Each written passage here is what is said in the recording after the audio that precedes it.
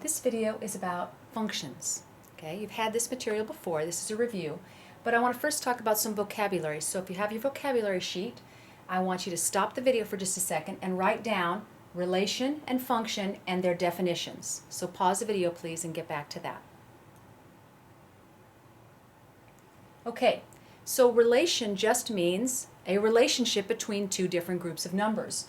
Some relationship of some kind between two variables. Often you'll see it as a list of ordered pairs. That is a relation. We don't know what the relationship is, but it is a relation. Now a function is a more specific kind of relation. A function is a relation where every input, which normally is x, has only one output, or y. Okay? So for example, if I saw a list of ordered pairs, I can check. I know it's a relation. I see that. But is it a function? I'm only worried about whether the input has only one output. So all I do is look at the x's. I see 4, 3, 6, 4, 8.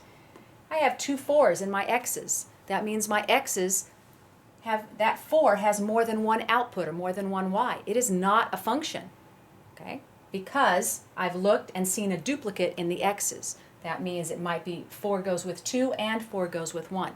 Now it's important to remember there's no restriction on y's. Okay?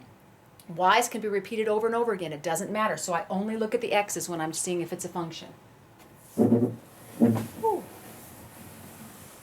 There we go.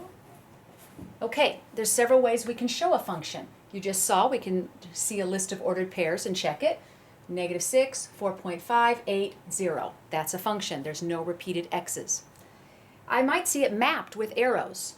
In this case, I see the values of x, same ones up here, but now they're in smallest to largest or ascending order here. I see the values of y. They don't necessarily go with the one that's across from them. They're also in ascending order. Here they go. Now the way I show who goes with what, or what my ordered pairs are, is by the arrows. So I see that -6 goes with 2. See it? So I draw an arrow from the -6 to the 2. 0 goes with 0. So I draw an arrow and so forth. So what I'm looking for here to check for a function is, does any of these x's have more than one arrow coming off of it? If it does, that means it's paired to more than one y. It's not a function. In my case, every x has only one arrow. It is a function.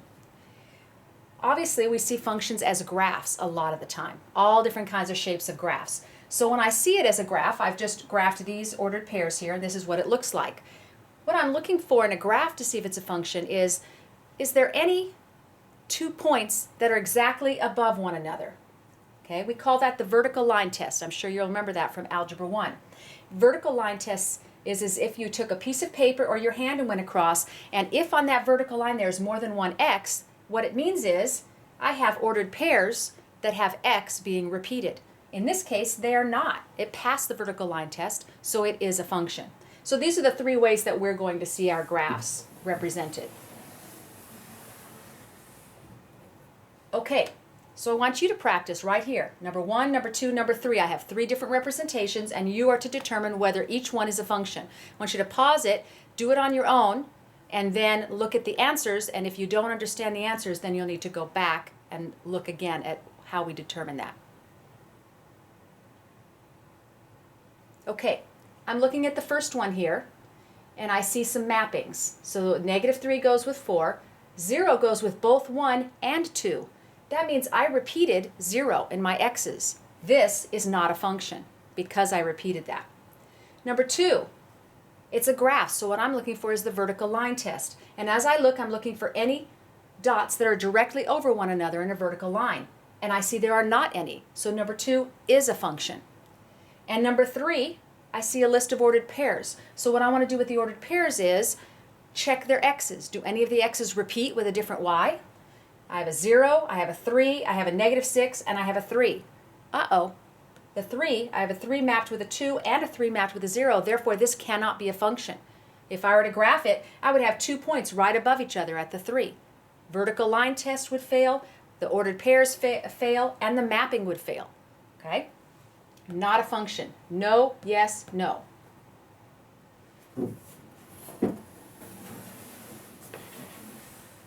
Okay, let's talk about function notation. I don't know why this messes up a lot of students. We're used to this, y equals mx plus b. And what we know this is a rule, and we know that if we want to find out what y is, we plug in a value, get a number, and we find out, correct? So this is what we're used to seeing. Well, the function notation is almost the same. The difference is instead of y, now I'm saying f of x. Okay, same thing, and see how I said f of x, not f times x, f of x. And sometimes you'll see g of x, h of x, and we say them the same way. What we're saying is the rule for x is do this. Whenever you see an x, do this to it. That's what we're saying to do. Okay, so for example, what is f of 4 if the rule is 2x minus 1? Well, they're saying is what would I get for 4 if I plugged it into this rule? So I'm going to plug it in. F of 4 equals 2 times 4 minus 1. So F of 4 equals 8 minus 1, or F of 4 equals 7. Now what some students do right here is they divide both sides by 4 because they're thinking parentheses means multiplication.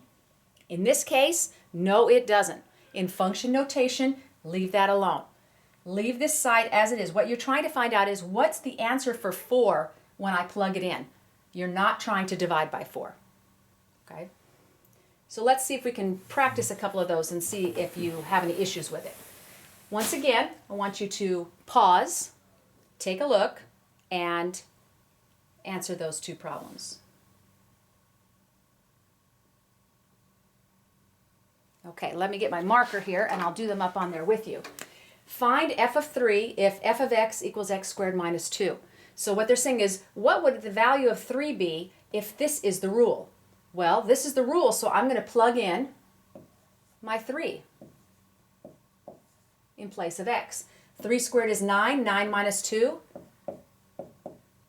is 7. So the value of 3 in this function is, is 7 in my messy writing. What is the value of negative 2 if the function rule is this? Well, let's go see. We're going to plug in that negative 2 for x. Negative 3 times negative 2 is positive 6. 6 plus 4 is 10. So g of negative 2 equals 10. If you had trouble with either one of those two, I need you to go back through this video again or to another site and practice that because you will be expected to be able to perform that on the quiz at the end.